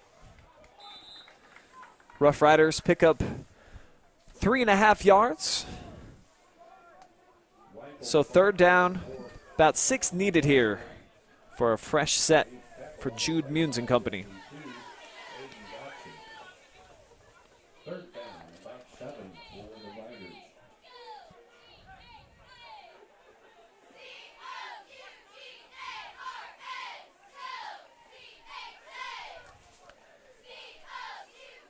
Man in motion is Bedhard. Zipping that one and hooking up with Jarrett for the first down are the Riders. Yeah, junior to junior connection right there, finding the gap and getting the sticks going. And they've got a good connection, you can tell.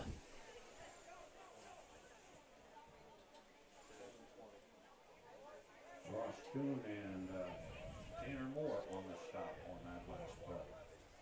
First and 10. Riders. So after moving the chains from the 28, here comes Jude from the gun. Weagle to his left. Looking left all the way. Zips it. Jarrett tipped and intercepted by Kuhn. Taking it from his own goal line. Ross cuts back. High steps his way out of bounds. What a play by the Cougars. Big turnover. Check this out as it gets bounced up. Tipped a couple of times. Kuhn's able to corral it. And then a pretty decent run back. Switches field. And I like this big high step here. Whoop.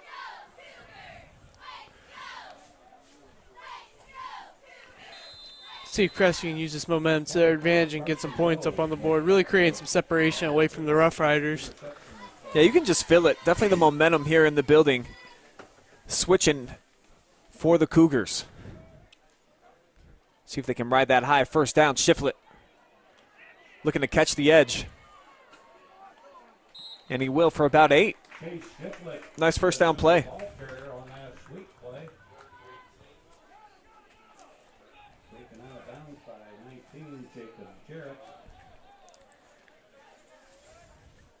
Shiflett starting to get it going here in the second half after doing basically nothing through the first 2 quarters of action.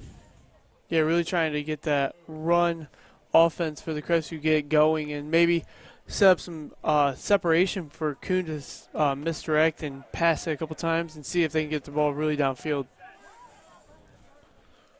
Here they come on a 2nd and 4. Smedley to the near side, again on the ground. Crestview going to be looking at about 3rd and 4, 3rd and 2. So Shiflett back-to-back carries now. The interior group of the Riders, led by 62 Andrew Rogers. Hamilton checking back into the ballgame. They were using him a lot as a decoy and then also coming in off of the jet sweep in the first half. Haven't seen that yet here in the third. See if they get Evan involved in the run game. Instead, they'll throw it quick out to him. Evan one-on-one. Gets the edge. He's got the first down. Nice jump cut inside and into Rough Riders territory down to the 42. Number 23 in black is dangerous when he is up 1-1 against the cornerback in open field. Nice run by Hamilton after that play. Michael Buckler, number 59. See Evan And Jacob Jarrett in on the stop. beats Bether to the corner. And then off the juke move right around row. The Rough Riders defense really needs to come up with a stop to try to get Munes back on the field. Shiflett reversing back inside. Chase Shiflett with a nice cut inside. Nice vision that time. Wrapped up by wires. 54 Luke Wires in on the stop along with 2 Buck Brandy. See Chase thought about going outside. And then bouncing it back in for a gain of 6.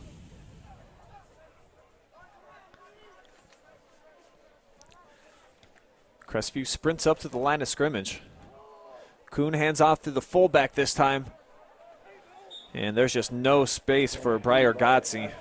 Ball carrier. 24 in on the stop for I don't think Crestview's going to play the punt on the 4th down, so they might do a run to set up for a pass on 4th down, or they might just try to get all the passing yards here. Looks like Hamilton's on the field along with Shiflett, so they got their 2 top weapons beside Ross Kuhn. Don't sleep on Frankie Aris as a tight end right here on the left side of your screen. Actually, Hamilton's still on the sideline getting stretched out. Looks like his left hamstring giving him some problems. As Kuhn fires, Smedley this time makes the grab. He's going to be short of first down yardage, but it's close. Cougars are going to need about 1. Smedley. 4th down and about a yard, and the ball's going to be spotted at the 35-yard line. Here's Gabe showing off the hands. Full extension there. Got Gotze in the game for the Cougars, so it looks like they're going to run a 2 running back set, try to power the ball through. Big 4th down play. Rough Riders defense looking to get off the field, get the ball back for their offense, but Kuhn got a nice push. See that quick snap? Didn't really give the Rough Riders an opportunity to set up their defense. Worked out. Front by the line.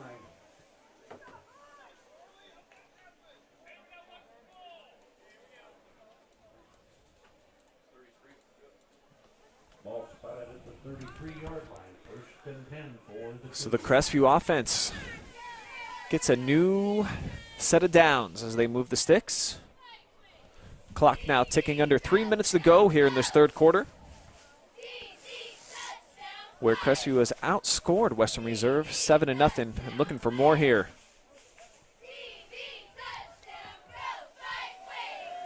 Flip back into the backfield, trying to catch the edge. Tanner Moore showed some decent speed there. 3-yard gain on the play. Just looks like when Crestview bounced that ball outside, the Western Reserve linebackers aren't or don't have the speed to catch up to those Crestview running backs.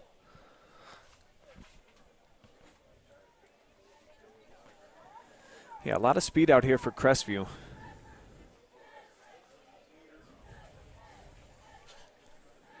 And still no Hamilton. Now getting his left calf worked on. As Kuhn drops back, looking at Smedley, pump and go. He's got a step and comes back, makes the catch, touchdown, Cougars. 30-yard connection. Gabe Smedley on the receiving end of that pass from Ross Kuhn. A 30-yard touchdown pass for the Cougars. This is just a pretty play. You see the cornerback bites on the ball fake. That's Aiden Beck in coverage. Great catch and into the zone. Smedley also gives him that left arm going, swoop, get me out of here. Crestview looks to create some separation as it turns into a one-score game to a 15-point game. It's now 28-13 with 1:59 showing on the clock. And Smedley, who's had a number of opportunities tonight, finally capitalizing with a couple of catches on that drive.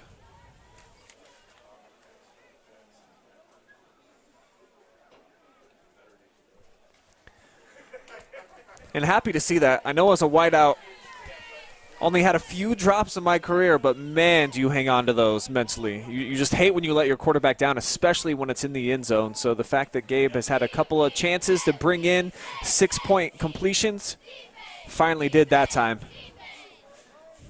Also with your best receiver, I mean unanimously, I think everyone on the team would say Evan Hamilton filling in the gap. Smedley did a nice job after Hamilton went out with an injury on his left leg. Still stretching it out there. And yeah, what a loss that will be if he's not able to return, but at least if you're Crestview now with a 15-point edge. Big stick, Jarrett got smacked that time. Cleet Rogers nearly depleted him. 19 the ball carrier, Jacob Jarrett. 21, Addison Raymer. I think that Crestview offense is giving their defense some momentum and intensity, and they look pumped up, ready to get Western about 3 and out. Yeah, Crestview showing some emotion out here now. Playing in front of the home fans, building a lead, starting to get some confidence.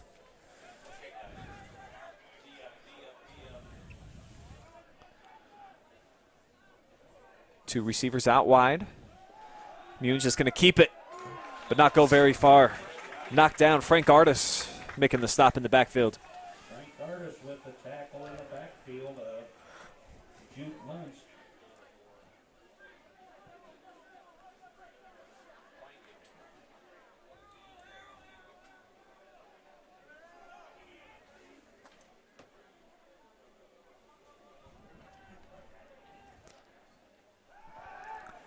Second down to the air. Jarrett got another grab. Yeah, big play from Western Reserve right here would be a very big confidence killer in the Crestview. I mean, you still got 15-point lead, but you want to hold on to that as much as you can. Tackled by number 20 of the Cougars, Tanner Moore.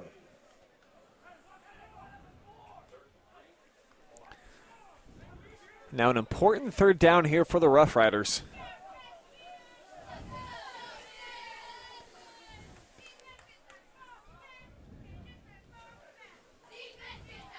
He's keeping it all the way, right side, breaking loose and falling forward. Jude tripped up right around midfield. And definitely enough for a Rough Rider first down. I mean, if he stayed on his feet, he had an open field ready to roll.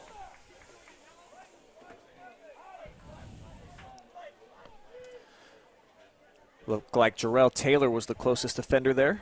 Probably would have made the stop if Jude were to keep his footing. Back to the air, and Jarrett again. And this basically is like their running attack tonight. Just short passes, get it out to number 19, and he's done a great job getting 5, 6, 7 yards a pop each and every time. Yeah, number 19, Jacob Jarrett, has also taken the pressure, like you said, taking the pressure off of Jude Moons, the junior standout quarterback, taking the pressure off his hands. Also, Muck Grandy, the sophomore. Final play of the third quarter. It's going to be another reception by Jarrett. And a heck of a tackle on the play. Looked like he was going to go for a little bit more. but wrapped up by Kuhn. And that will take us to the end of 3. What a quarter for the Crestview Cougars, outscoring Western Reserve 28-13. They got a 2-score lead heading into the 4th over the defending Firelands champs. Third quarter, ladies and gentlemen.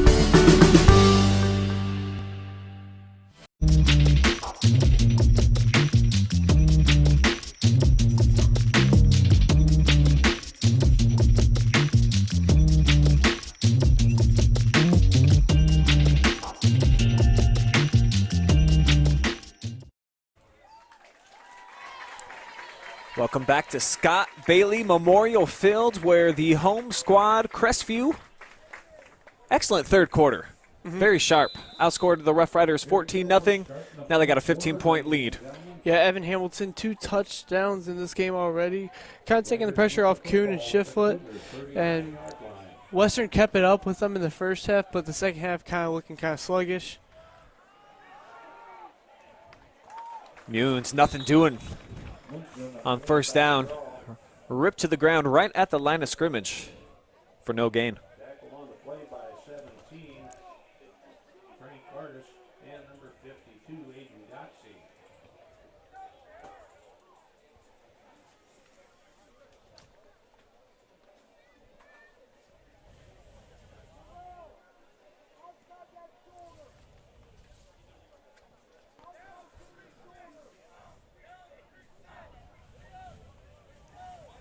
I think Munes would look to get this ball in the air. He's got a lot of options. Fake it to the left, runs back, roll him right, and a big stick on the far sideline. Moves the quarterback, pulled the ball down and ran to the right. Looked like he was going to hit Lewis on that wide receiver bubble screen, or look to get to the other receiver on the left side. Try to use Lewis as a bite. That's a nice stick at the end of the play there by Briar Godsey.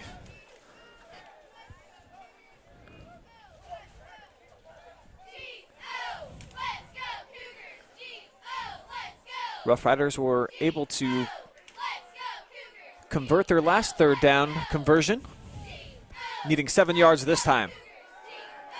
Munes rolling left, complete. And there's Hamilton back into the game, making the stop. Beck with the catch. And about 3 yards shy, so fourth down, and definitely the offense going to stay on the field here for the Rough Riders. Yeah, Western's got to look for a score if they're going to try to stay in this game. For the Riders. Ball at the 33-yard line.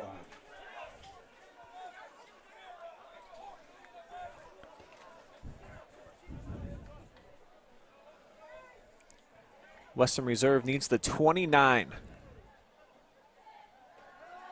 Back, sets, and deflected at the line of scrimmage. Turnover on downs. Jarrell Taylor got his big paw on it. Jarrell Taylor up there, break up the pass, the senior captain. Second time tonight, the Rough Riders have turned it over on downs. Bam! Got the left hand up. Nice play to shut down the drive.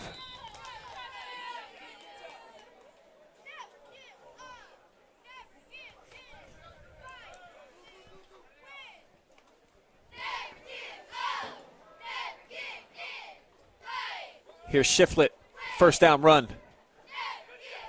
Looking to catch the edge. Said catches the turf.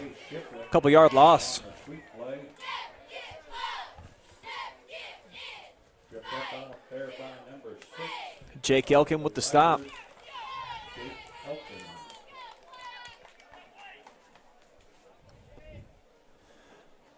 And so now some of the strategy for Crestview got to be just kind of milking the clock here in some capacity. Last thing you want to do is try to turn it over. They'll keep it. This time, option play, Kuhn. A lot of yardage right up the middle. He's about a half yard shy, but a nice, hard-fought run here for Ross. Barreling his way through the second line of defenders. And real close to first down yardage.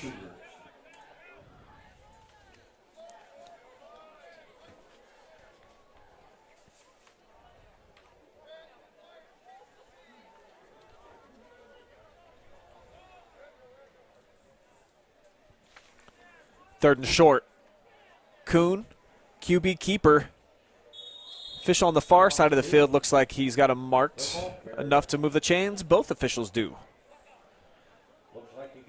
So the Cougars with a fresh set as the clock stops at 9:04 remaining. I'd like to give a quick thank you to tonight's high school football broadcast sponsors, bringing it to you live and free here on the OH Report. Thanks to Kissel's Lawn Care, Spherion Mid-Ohio, and Shakely Mechanical for making this happen.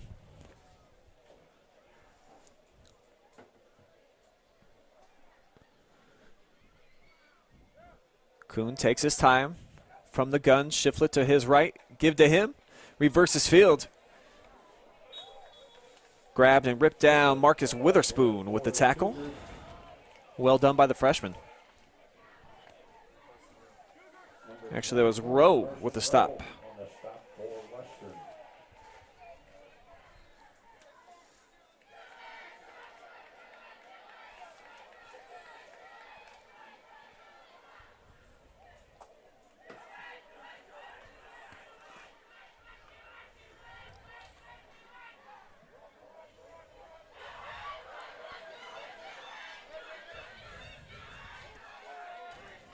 Here comes Hamilton in motion.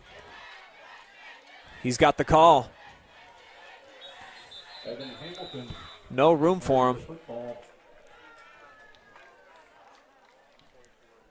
And timeout taken on the field by Western Reserve with 7:43 to go.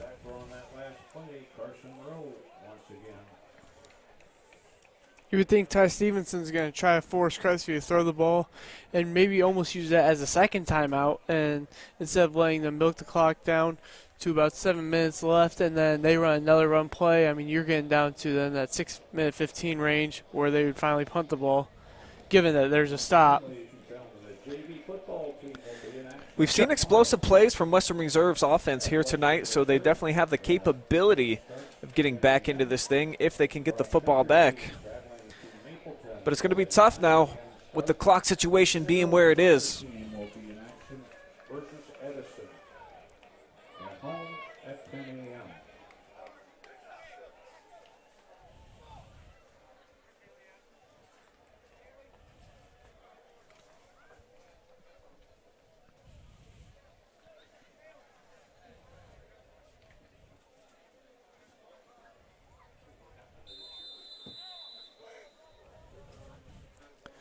Third and 10. Kuhn takes a snap. Play action. Over the middle. Complete. Hooking up with Owen Barker. I love the play call and the execution there by the Crestview offense. First down for the Cougars. Crestview putting the ball in one of the biggest plays of the, maybe not one of the biggest plays of the game, but a crucial play in the game where you want to keep the clock moving to a guy who probably Western Reserve didn't have on their scouting report, Owen Barker, number 25, come up with a big reception from Ross Kuhn. It looks like Crestview's time here to just play the clock game and run this ball out. First down now from the 36. Ross again in no hurry. Shiflett ducks inside, and he's out near the 30. Shiflett, the ball carrier. 5-yard pickup on first down. Tackle on the play by number 54, Luke Wires.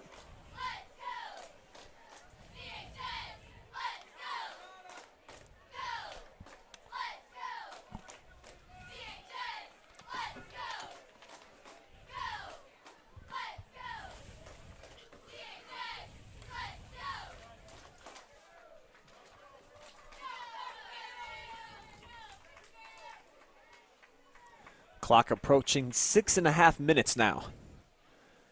That's Crestview doing a great job milking the clock. And a good give inside.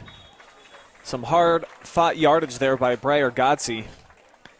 And now Crestview again knocking on the red zone as they'll move the chains one more time out to the 21. I like that play call, Brian. Just giving it to Godsey, the fullback, and letting him get his couple yards. And as you're milking the clock down, you're getting the ball farther downfield and maybe get a score. Points here would all but close the door on a Western Reserve comeback.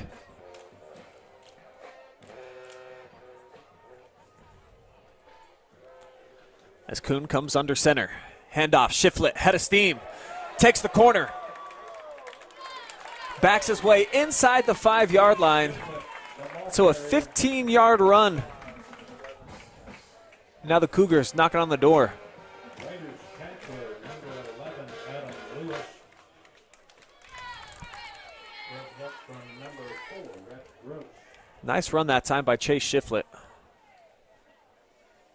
Here's one more look. See the nice burst, catching the edge, spinning his way into the 5.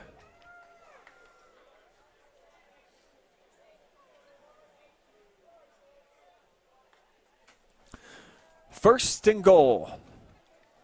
Shiflett again. Trying to get skinny, reaching his way. Touchdown, Crestview at the 5:25 mark. Shiflett finding the end zone for the first time tonight, third time this season. Looking to create a 21-point separation.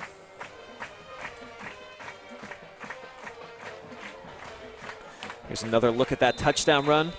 Looked like Chase might be stopped a little bit short, and then the burst into the end zone as the PAT is up and good.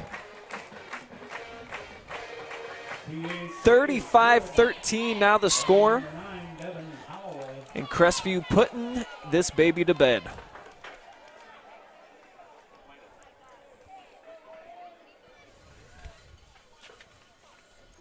What a second half performance here by the Cougars. It was 14-13 game at the break, and it has been all home team here in the second half.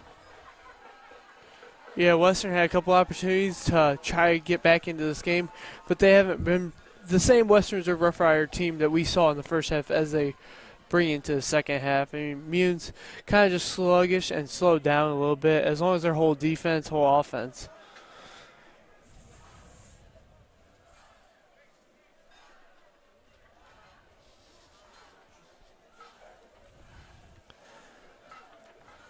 So Crestview looking for their second win in the last 3 seasons against the Rough Riders and have all but sealed it here. Now with a 22-point cushion. Ooh, big pop on the return. Grandy got smoked on the play. Number 2, Brandy, the return man. Looked like Connor Morse was there to take care of business. It's after the big tackle from Morse. Rough Riders setting up shop at their own 27-yard line.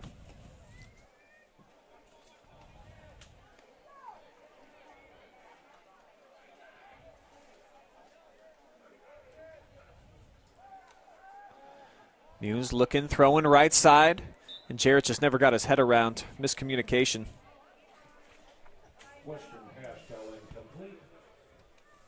Bringing up 2nd and 10. Ball's at the 27-yard line. Our player of the game tonight is sponsored by Scout Construction, and we're going to have to start thinking about it, who we want to give it to. We've had a couple of Cougars have some standout performances. Evan Hamilton, of course, with a couple of touchdowns. Both of them set up by Kuhn, who's also had a nice defensive game with the interception too. So I think at this point, my vote might be for number 10 in the black. What do you think of Brayden? I was going to go with Evan Hamilton as 23, but this is your show, so you get to make the call. But Evan Hamilton and Kuhn have both rallied to get this Crestview team. I mean, they only had 1 point separation at halftime, and they both have done their part into creating a separation between the Rough Riders and the Cougars tonight. I think what stands out Hamilton is he's made his plays for himself. How about our guy Ross right there with another defensive play, and that's what I've liked so much about him. He's done it on both sides. Great job from the safety spot tonight, and virtually flawless at the quarterback position, minus the one interception at the very end of the second quarter.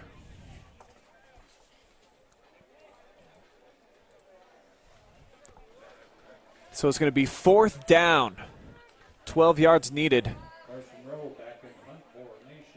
And as of right now, Western Reserve in punt formation, and Rowe will cook it away. Good kick. Hamilton calls for a fair catch, and he makes it at his own 49.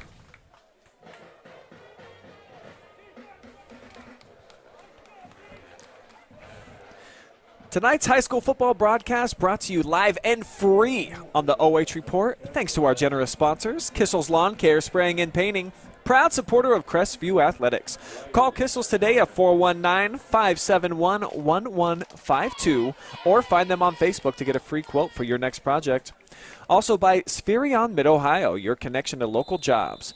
From light industrial to skilled professional, they have got opportunities for everyone. Visit midohiojobs.net and let's get to work. And also by Shakely Mechanical, providing quality plumbing, heating, and cooling services to Ashland, Mansfield, and surrounding areas for over 25 years. For more info, visit ShakelyMechanical.com today. At Shiflett, minimal gain there on first down. Looked like it was going to be a tackle for loss, and he spins out to get about 2 yards, setting up 2nd and 8. It looks like little Kuhn Hayden is going to take the honors now instead of Ross Kuhn being quarterback. So we get to see the future here.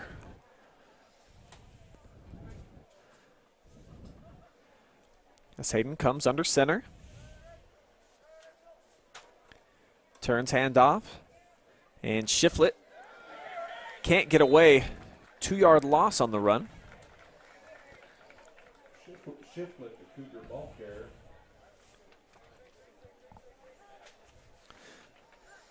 So it appears big brother Ross's night is done, and I see him on the sideline. He's got some big smiles talking to one of the coaches for Crestview.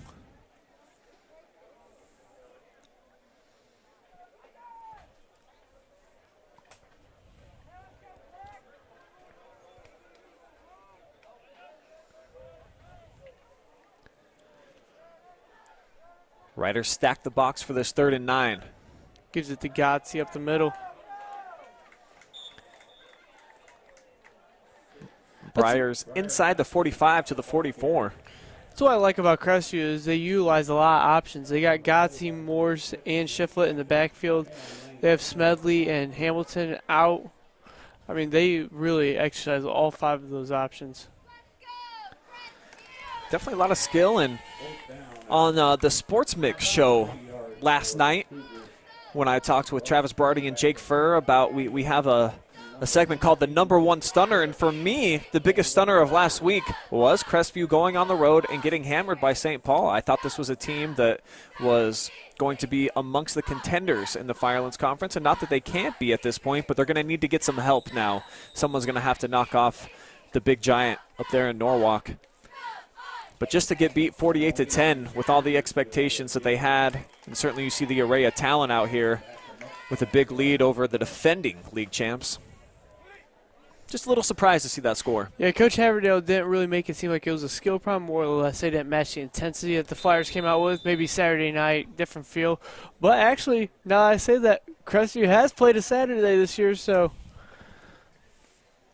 they just said it was an intensity problem, and he expected them to pick up this game as they have. How about the kick by Ross Kuhn, doing a little bit of everything tonight. Backing up the Rough Riders at their own 3. I believe he was an all-conference punter last year, so Ross Kuhn, a man of many talents.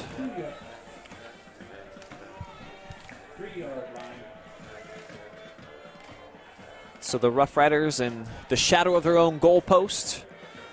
Running out of time, under 2 minutes to go.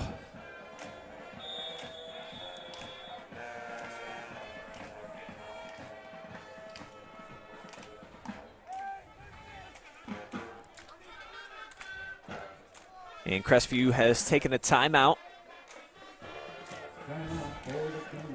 Probably going to empty out the bench.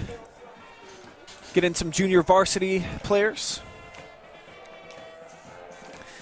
Hey folks, make sure that you catch the Saturday Pigskin Show live tomorrow at 5 p.m. exclusively on the OH Report Facebook and YouTube channels, where yours truly, along with Eric Will and Kurt Conrad, will recap all the action from Friday night throughout North Central Ohio with the top plays, outstanding performances, guest interviews, insider analysis, highlights, and more. We've got it all, and it's all live tomorrow at 5 p.m. Thursday nights, as I mentioned as well this fall, you can get caught up on all the high school sports action going down in our area on the Sports Mix. I host, along with Travis Berardi, Jake Furr, and our soccer aficionado, Jesse Ryder. You can check it out every Thursday night on the OH Report Facebook and YouTube channels. So, a lot of baby faces out on the field here for the Cougars and for the Rough Riders. Backup bowl now. It's Braxton Baylog, freshman, carrying.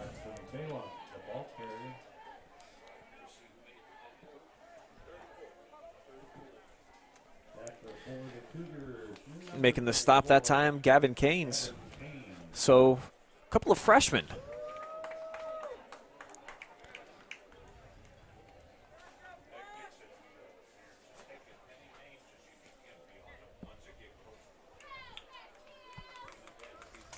Clock running down to about 1:15.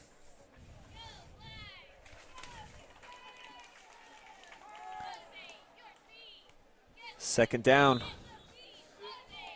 Looked like Baylog again with the carry. Stopped on the play by Clay Hoffman.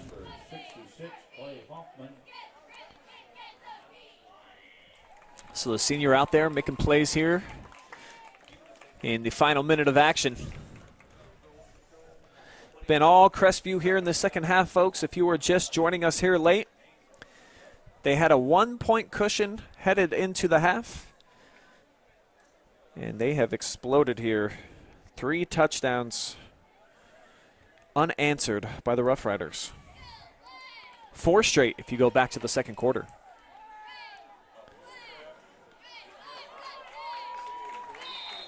Dropped in the backfield, tackled on the play, Cage Briggs. And that will probably do it for us here at Scott Bailey Memorial, where the Crestview Cougars take care of business, getting above 500 to 2-1 on the season. A 35-13 winner tonight over the defending league champs. We are going to take a break. We'll be back with our Player of the Game presentation. Also try to get an interview with our Player of the Game as well, so keep it locked in. You are watching live and free high school football exclusively on the OH Report.